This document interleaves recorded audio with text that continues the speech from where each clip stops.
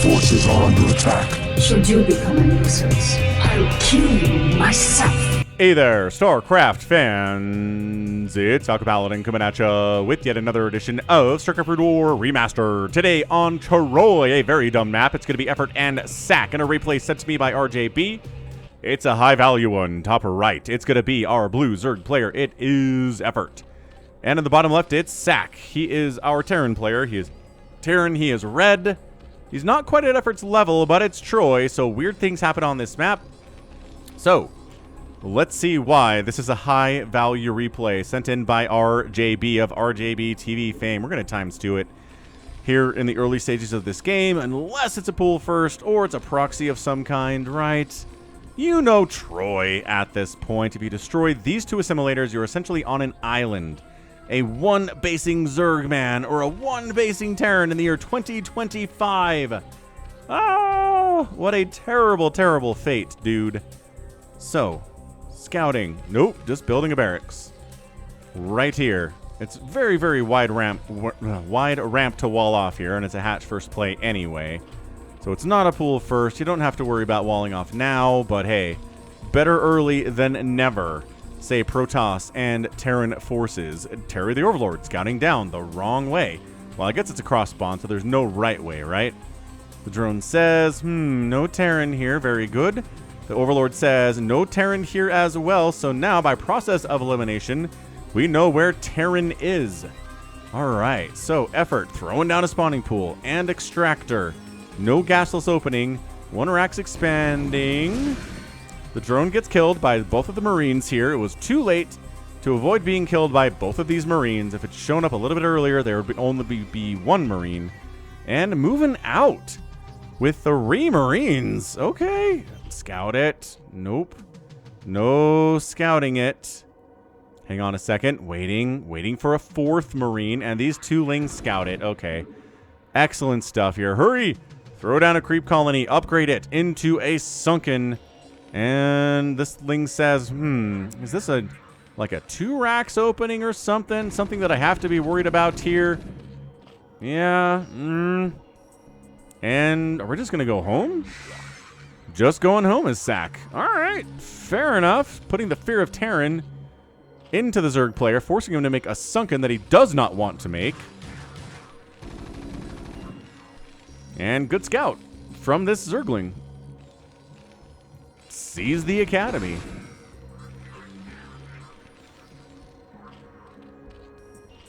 Spire on the way. About 4 minutes, which is very far for the course here in this matchup. Did I say far for the course or par for the course? I cannot rewind, but you can. Ahaha. Why are we attacking this assimilator, guys? Maybe we want to lock this once a drone... Yeah, once a drone shows up. Okay. Fair enough. So we're taking a 3rd and then locking the 3rd in so that the only way to get in is by dropship or Overlord or by Nidus. I like it. I kind of like this move here from Effort. Very cool. And then working on this one. Hey, I like it. I have not seen that strategy, but I haven't cast very many games on Troy because, man, these players do not like Troy, and there are not many replays of players playing on Troy. Okay, 5 Mutalisks on the way. No macro hatch. Good scan says, yes, okay, there are eggs. There is a sunken. Very good indeed. And, another Zergling trying to get another scout. But let's see what he would have seen. A comsat, an academy that he already knew was coming up, and nope, no second gas here. Very good. So now, it looks like there's a gap, but there is not. This is fully sealed off for the 3rd base. I like it. Are we going to rush to Hive so we can make Niduses? Interesting. Effort is very good at mutastacking, as all high-level elite Zerg players are. SAC is used to it. Marine range is on the way, but it's not here yet, so... Missile turrets it is. Missile turrets and Marines without the range upgrade. Dead. Dead Marine. Ready? Dead Marine. Am I calling it? Dead Marine. Oh, hang on. The stack didn't work. Sometimes they don't attack when you're stacking. Yeah, getting a Queen's Nest here at 6.5 minutes. I like it. So this is as easy as it's going to get, right? Because range isn't done for the Marines yet. They're not firing at you until you're like within spitting distance, basically. Very annoying for the Terran. I'm going to force him to repair that supply depot, which he doesn't want to do, and he is getting a repair off on it. Poor SCV on repair duty. He just wants to be on get mineral duty. Or maybe he loves repair duty, right? Maybe he loves it more than anything else. SCV Scout does not get anything done. Is not going to see the Queen's Nest. But guess who has comsats? Guess who can scout that if he wants to, but he's saving the energy for something else. That's right. SAC sees the lifted factory, sees the starport, recognizes, okay, this is going to be science vessels, obviously. Second starport getting tossed down. No armory at all in vision here, so not going to be Valkyries, unfortunately. Hive getting fired up. Okay, so yeah, effort. 29 workers, Hive tech on the way. Science facility under construction. Yes, there it is, up along the left side. Big fan of the science facility. Control tower getting tossed on because you need that for the science vessels. And yeah, SAC's playing this by the book. He's not making any vultures. He could later use this factory to make vultures, but for now it's Marines with range, with stim, with +1 attack, working on that guy. And it's a flyer attack from effort. What? He doesn't even have that many mutas. All right, hold on a second. 6, 7, 8. Yeah, he is fine. Not really the kind of upgrades that, I mean, the number of mutas you want to get upgrades, whatever. Ooh, lost a couple mutas for that attack that got nothing done. Lings are going to lock the doors to this 9 o'clock base. Why? I asked that question before with this one, and then it made sense to me later. But honestly, Nidus would be good. He is. He's Nidus Canaling, Ultralisk Caverning first. And also Nidus Canaling over here. So yeah, he'll Nidus Canal this. Perfect. He can reinforce it. This is forcing the Terran player to get a dropship, which, by golly, the man has a dropship. Hold on a second. Is he moving? Is he moving to that third? Does he know what effort has done? He doesn't seem to be heading that way in particular. He's going to get scouted by the Zergling anyway, which is doing double duty of scouting potential drops heading this way and attacking an assimilator. Good on him. So, no, that looks like they're not going for that third base. What the what? No, hang on. He is. He takes an abrupt left here. Dude, that Nidus Canal needs to finish like yesterday. It's not that many hit points. It doesn't take that long. Yeah, the Scourge are like, I will blow you up. Just kidding, we're in the wrong position. Okay, the Scourge were here for this very eventuality, but totally fell asleep on the job, but the Nidus is done. So effort's got it taken care of, man. No big deal. We can unload immediate all of the Zerglings into this position. We can get some lurkers out here. Maybe the dropship dies. You can't unload any more dudes. Hang on, what? What? There wasn't anything to come out of the night. The man had the Nidus, and he got like 4 lings with it. Oh, the mutas weren't even here. The drones are all dead. It's a massacre here at the third base. No! All the Marines get picked out, but all drones but 1 die. Look at that blood splatter. Blah, blah, blah, blah, blah, blah, blah. 27 to 50 workers now in favor of our guy, SAC. What a bit of an upset from him if he can pull this off. He didn't kill the third. I always say killing the third in a TVZ as a Terran player means you win. Is he crazy ultra-ing? Crazy Zerging is what it is? Yeah, he's trying to go crazy ultra. Getting kindness plating at 10 minutes here, making 4 ultralisks. And, oh, you don't have to sunken this because you can just lock it. What a great map for crazy ultra this is. That's kind of awesome. What a way to think about this map. Think about what strategies make more sense on it, and then go for that. That's really cool. Nidus getting replanted there just in case another drop shows up. The mutos are scouring the skies for evidence of that too. This Ling got both assimilators down. Good job, Zergling. Someone should pet you with your weird hands coming out of your head like that. Or your shoulders like that, I guess is what it is. So Ling Muta trying to jump on over here. I think he's trying to bait out some irradiates. He's like, hey, irradiate me. Don't irradiate the ultralisks that are coming. SAC has a +1 attack and no armor. He is not rushing the upgrades he needs to deal with crazy ultralisk or crazy Zerg. Again, I need to point this out. Why is he putting them over here? Putting them over here doesn't do anything for you, except maybe you hide from scans. You can't leave. You're stuck. What a very weird TBZ this is. I'm liking it. I'm liking it so far. 110 to 76 total supply. It scans up 51 to 36 overall, but man, workers. That is workers. But the ultras are going to be mean. What you want to do is get armor upgrades on your Marines if you're going to be dealing with ultras. I believe the general strategy here is to get +3 armor for your Marines as fast as you can. If you sniff out what this is, he's getting rid of these assimilators too.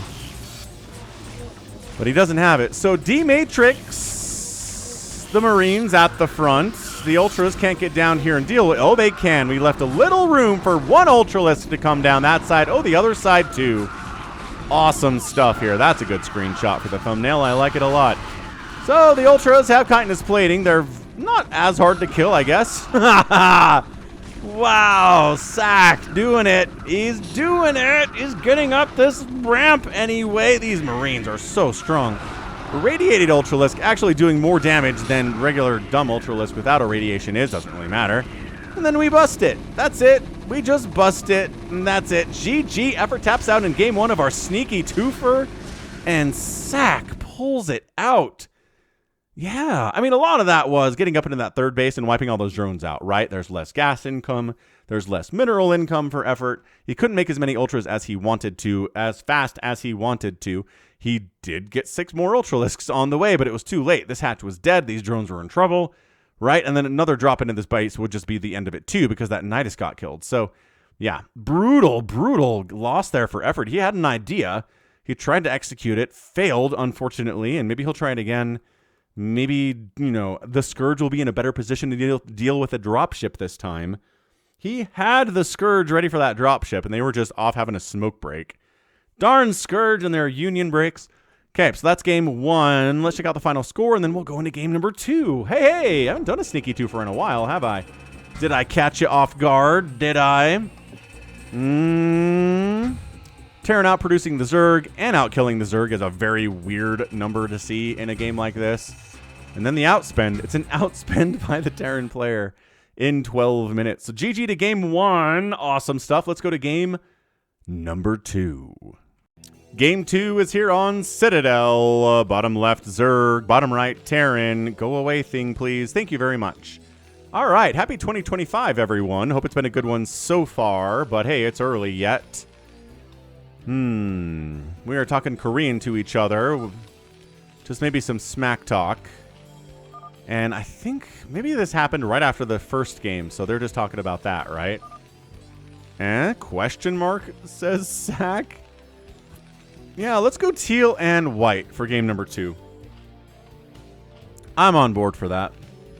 Crazy on board for that. So yeah, before we get too much into this thing, people ask, hey Falcon, now that you're a full-time streamer and you don't have a 9-to-5 job anymore, how can we support you? The best way to support me is becoming a patron at patreon.com/Falcon Paladin for at least $1 a month. New patron, $54 member every year. So you can do that as well. You get a discount for a yearly pledge, I believe, on Patreon. John Lee. Thanks for becoming a $54 a year channel member. $54 a year. If you want to do yearly, that's great. You want to do monthly, also great. Because Patreon only takes about 3% of your money for overhead before it gets to me. Because I've been there since, gosh darn, 2015. I've grandfathered into the old style. New Patreon creators take a bigger hit. And then it's PayPal. For one-time donations, just PayPal, falconpaladin@gmail.com, or Venmo. At Falcon Paladin on Venmo is the good way to do it. And a lot of people have been doing that. And if you want to support me through super chats, right, or doing super thanks here on VODs, you can do that as well. Nobody's going to tell you no.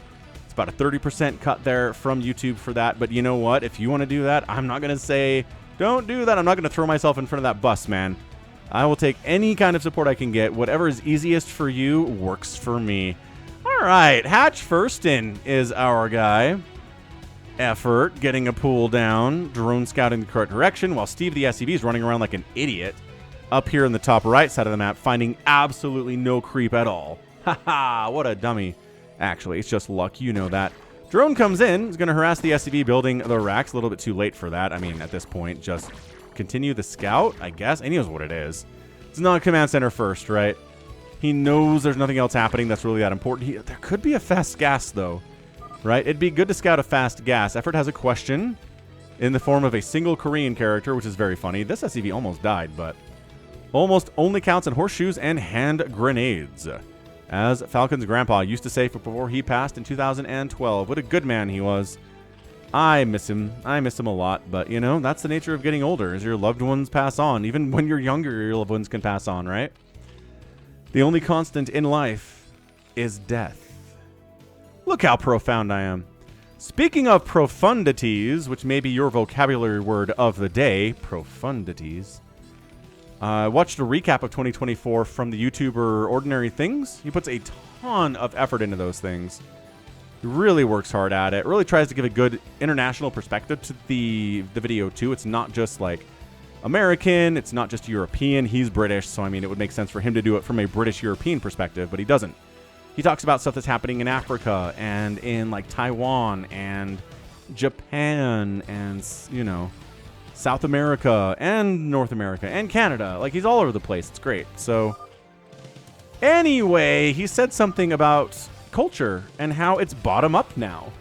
Like, culture is determined by the internet because when the internet was new, in the 90s and the 2000s, the internet was nerd culture.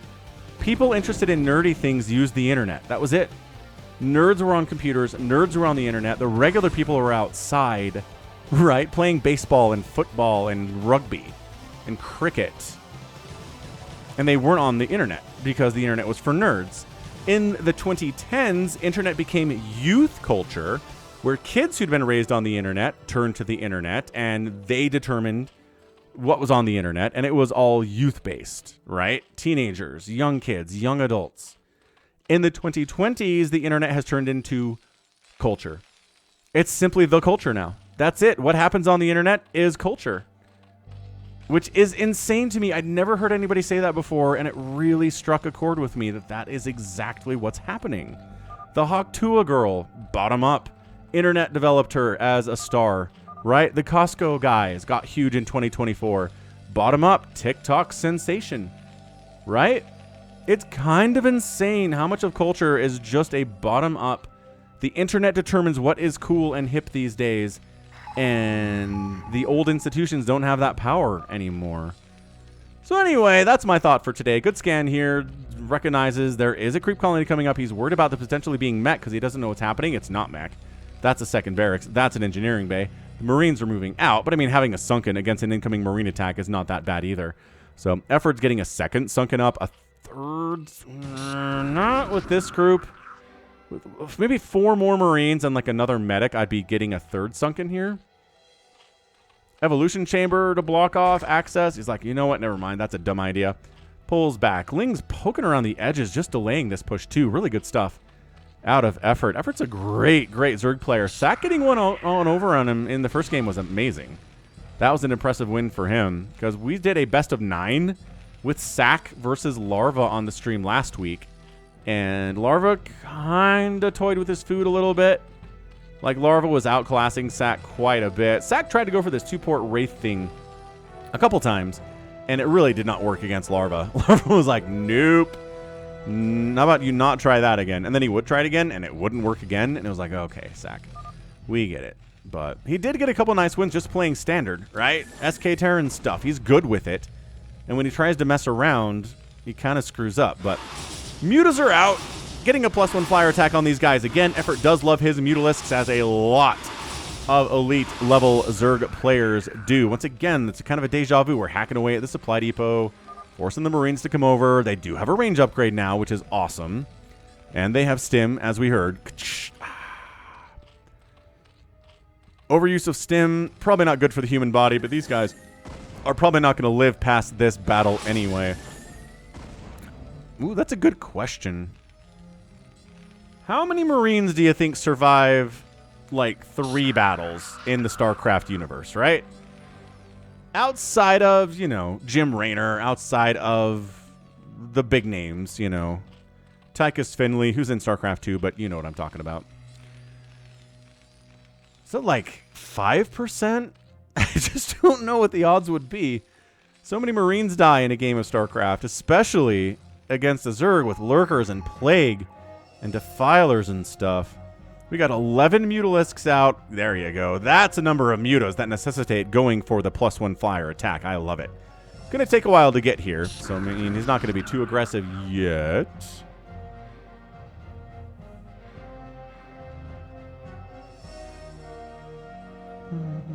Queen's Nest getting fired up. Loving that. I love a Queen's Nest starting around 6 to 8 minutes. Shows me the Zerg player is interested in the tier 3 Zerg tech, which is really, really good. Especially in this matchup. Waiting on it never goes well. And just buying the time to tech into that hive is what these Mutas are all about. So, Mutas doing what they do. I'd love to see Effort compete extremely well in SSL 2, which is coming up next month. Or later this month, the qualifications will begin. I saw Tasteless just alone, I think, posted a video observing and kind of analyzing the maps for SSL 2 and how weird they are. So that was fun. Weird maps. Viewers love them, but the players hate them, which always makes it a weird thing. Third base coming up top left. These Marines are checking it. Lurker aspect is not done. Can these Hydras hold against 2 Marines? Yes. Yes, they can. He scans. He sees it. What he doesn't see are the Hydras. Oh, no! Surprise Hydralisks! And then we Lurker egg them and shut it down forever. Well, until Science Vessels with Radiate show up, or Siege Tanks. One of those two. Another scan. He's like, how many Sunkens do you have? 2? Great. Any sign of Anitis? No, because this hive is about 50% complete, sir. Ling Muta dive into the natural base, getting on top of these Marines, getting on top of production facilities, sniping the SCV, building the supply depot, or the science facility is a big deal. The second SCV building the science facility dies too. Turrets getting free hits on both sides and diving in here. Lurkers just arriving in the nick of time to shut that down. This is what we're talking about. This is how you play Zerg. It is balanced on a knife's edge sometimes, right? The army shows up, you just got enough Lurkers to deal with it. The army shows up, you just had 2 Hydras in position to deal with it. Right? You're not making your army at the same time you're making your drones. You're trying to drone up until you need army. And Effort is playing that so well. Another SCV dies. That one was building the science facility, but it's done now. These guys building, I guess, barracks? Oh, that's an engineering bay. And he dies again. Yeah, SCV count, not having a good time. 44 workers.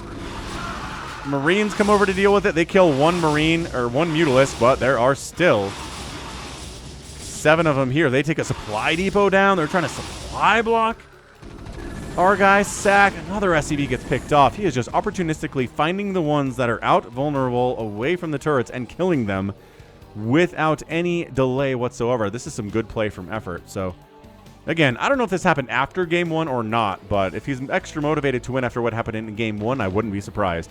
Adrenal's getting fired up. A Defiler Mound is coming in because, you know, Ultras are better when there's Dark Swarm. 'Tis the nature of the beast. Not that he has an Ultralisk Cavern, but I'd be shocked if he doesn't get one here eventually in a TVZ. You can go like Ling Lurker Hydra Defiler, or maybe just Hydra Ling Defiler. That's a pretty effective way to play right now in 2024 and 2025.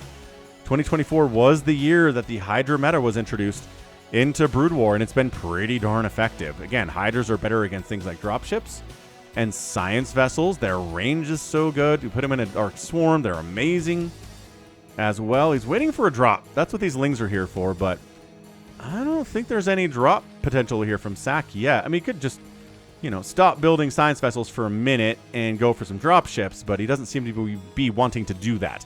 He is getting some fire bats into this mix, though. They're going to be good against these Lings, Cracklings or not. Scourge trying to keep an eye on a drop coming into this third base. They could snipe one of these science vessels if they were watching. And Scourge, go. No, he immediately pulls back to the safety of the Marines. I like that from him. Keep these science vessels alive, and this whole thing gets a lot easier.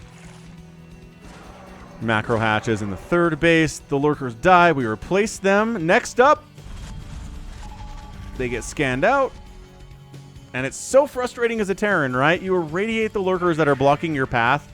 It takes a minute for them to die, and when they die, immediately new Lurkers show up. It's incredibly annoying. Dark Swarm Lurkers getting in there. Fire bats are like, nah-uh. Absolutely not. We're not letting that happen. They crush. They push. into this third base. Lings come in. Firebats say, boosh, boosh, shut it down.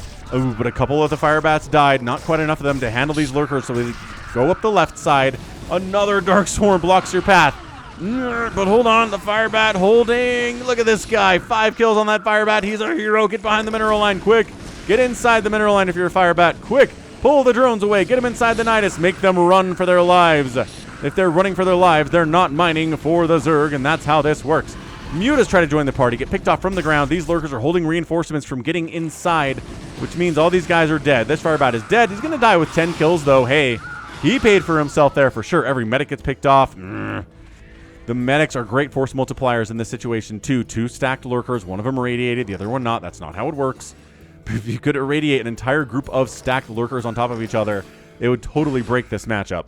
It would probably make it a lot easier for Terran, which might be good, considering the reign of terror that Sulky has been visiting on every Terran over the last couple of years. 4th base coming in. 3rd base already running from the Terran player up at the 3 o'clock position. Cool. He's continuing to make... Yeah, he's just doing SK Terran, man. It's science vessels all the way down. It's like it's turtles all the way down. Scanning in, seeing what we're dealing with. No Hydras, no Scourge. What do we want to irradiate? Something... Or just, sure, just straight up die to Scourge as they wander in. Why are you parking your science vessels anywhere away from your Marines? They should be moving in, casting, moving back away to the safety of the Marines, the relative safety of the Marines. This group, I don't know what they're trying to do. They're dying terribly. And then you get a plague on your science vessels because you didn't have them around the safety of the Marines. Yeah, look, SSak is not an idiot. Like, he knows. It's just there's a lot to keep track of in a game of StarCraft. And it's hard to get everything done perfectly. Like this whole thing. Attacking stuff inside Dark Swarm with Marines is generally a waste of time. The Firebats, however... Yeah, that's the thing about the Firebats inside the Dark Swarm against the Hydras is they're relatively invulnerable against the Hydras. Dude, that Hydra rally was bad. The Hydras are getting destroyed by these Firebats with +2 attack and stim. Lurkers do clear him out eventually, but my goodness, that was some cost-efficient stuff. This guy's got 3 kills and 2 hit points. He's going to die any second now. There he goes. See you later, Firebat man. 4th base coming up top right side here from from SSak. I don't know. I feel like SSak and Scan are about the same level. RJB can correct me on that based on ELO rankings, but I feel like SSak's probably better. But I do like how Scan plays. I like how SSak plays, and I don't see too many differences in how good they are and their weaknesses, right? Everybody's got their own versions of weaknesses here, and it is the Hydra play. It's not Ultras today. That's gas is going into Hydralisks and the Lurkers. Man, this guy's being very brave, diving that deep in. And it's just Hydras, right? That's the thing. An Irradiate against a Lurker, that's an expensive unit. That's worth the Irradiate. But if you're irradiating a Hydra, they're kind of cheap, and there's a lot of them. And it really doesn't remove much of the power in his Zerg army to irradiate a Hydralisk, which is why we irradiate the Defilers instead in this situation. It's just kind of fighting outside of Dark Swarm, though. That's not great. There are Mutas jumping in this top right, getting murdered by these +2 Marines with stim and range and medic support. They'd think better of it. Fall back. Maybe they could be turned into Guardians later, but probably not. All right. 16 minutes in here. I'm liking what we're seeing from our Terran guy. He's got a lot of barracks. He's continuing to make science vessels all of the time. Doesn't feel like he can bust in here. What you need are tanks, though, right? That's the lesson we learned in 2024 is that as the Zerg player makes more Hydras, you need more siege tanks to deal with the Hydras because they're going to be in Dark Swarm. The Hydras can't really deal with that. The Firebats can only do so much. Irradiates are not going to help. So tanks, right? And our guy is throwing up another factory, indicates he does recognize he probably needs tanks. But is it too late is the question. Because the Dark Swarm Hydras are starting to move out across the map. Yeehaw. Yeehaw.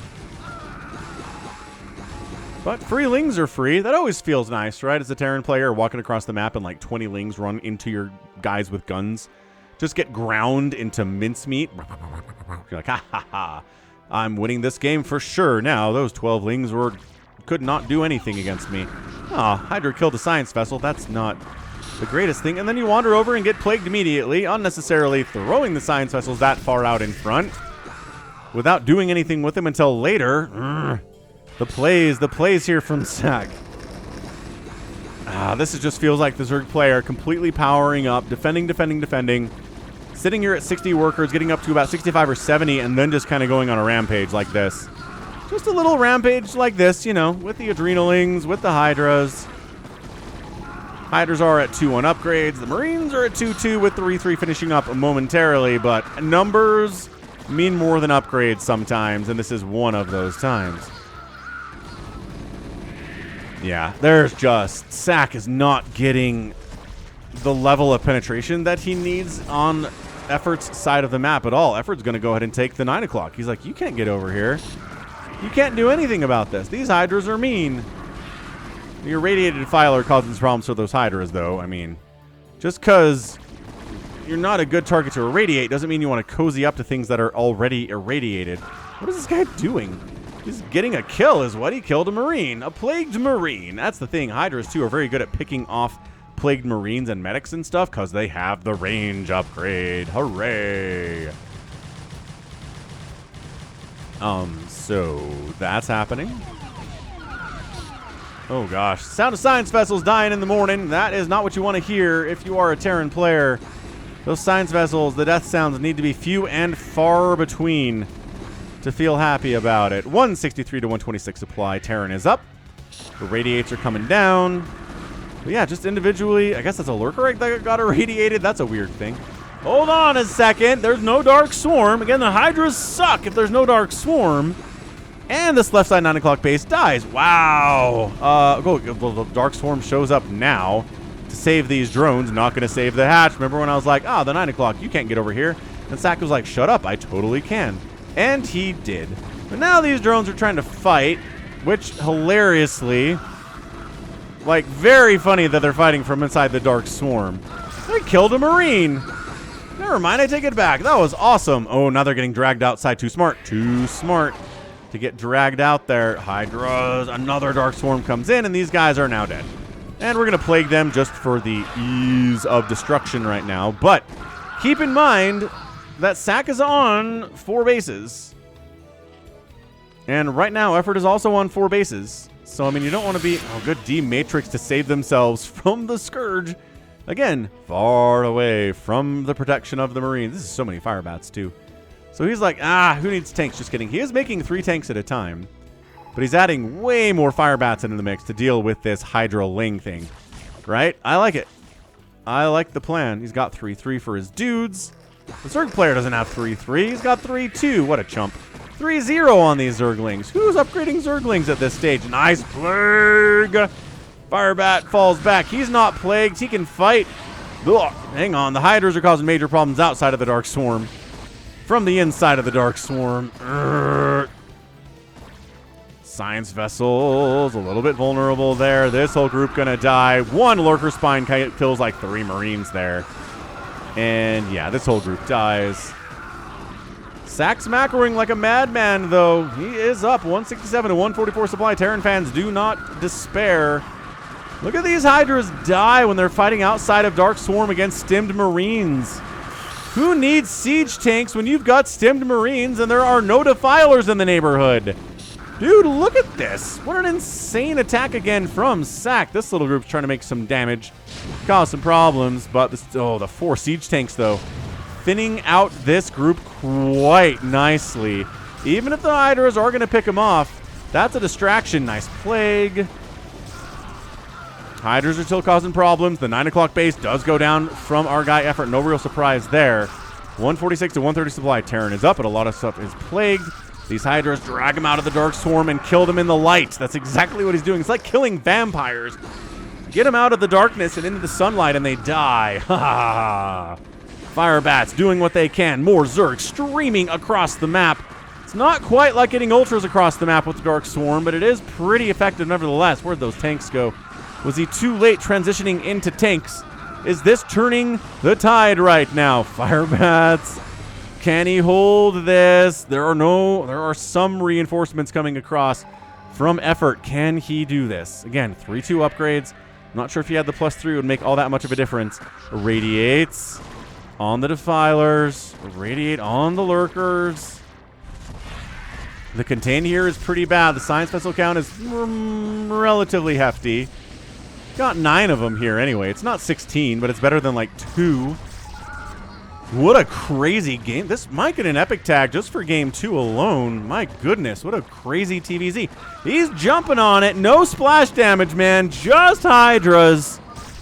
Ah, and he does get it. Dude.